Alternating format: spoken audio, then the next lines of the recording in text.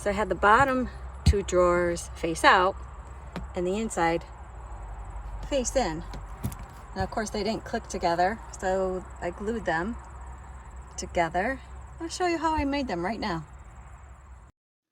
Here's the before, just plain white plastic drawers.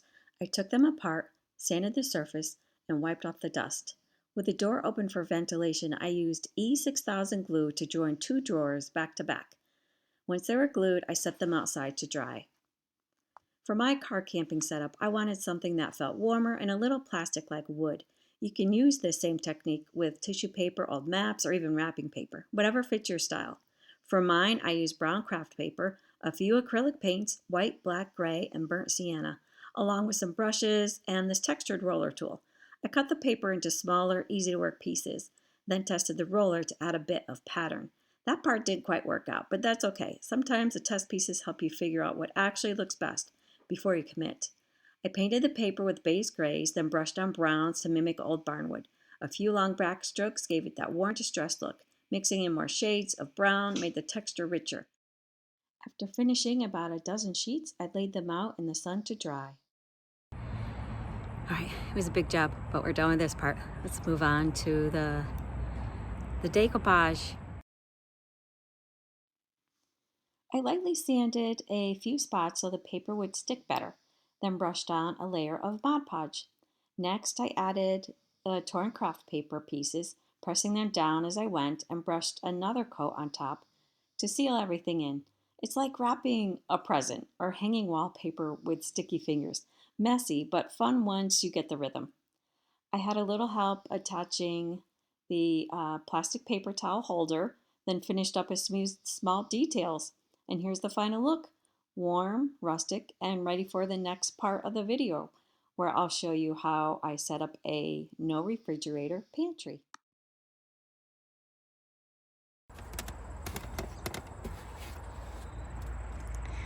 I don't know. What do you think?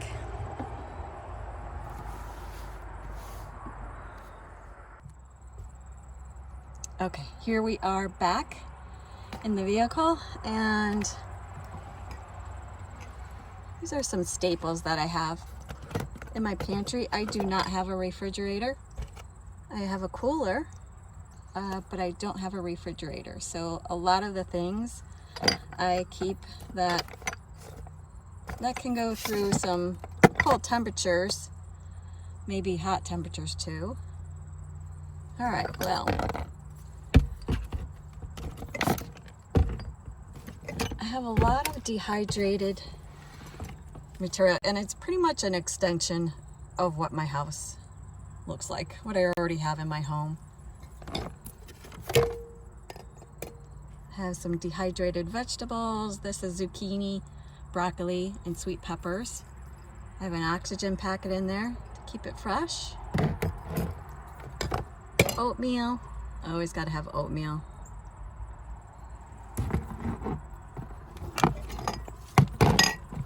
This is pasta.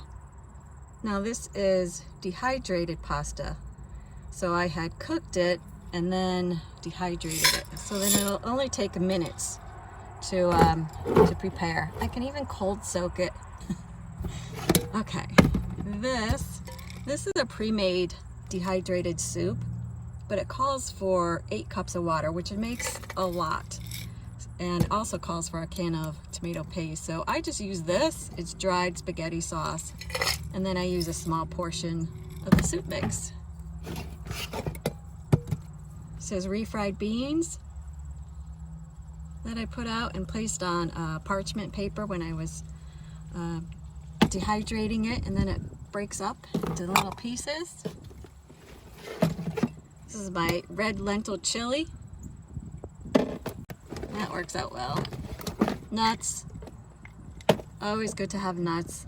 I like to chop them up and put them on top of my oatmeal.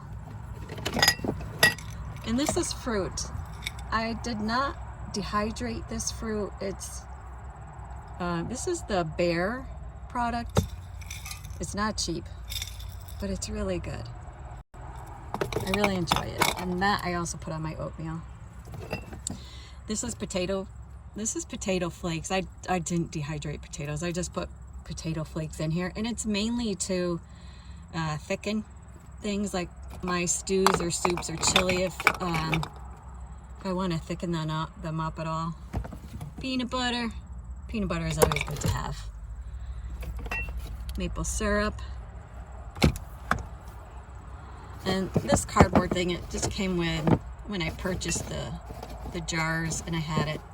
It's just to help with the clinking around inside the vehicle. Oh, we got soy sauce. Did I show you the other sauces?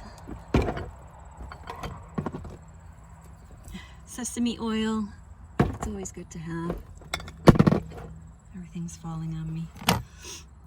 This is liquid basil. I have not tried it yet, but I have tried this. Liquid ginger. That works out well. And it says right on here that it does not have to be refrigerated. So I'm glad to hear that. Great taste with a long shelf life, even after opening, it says right there.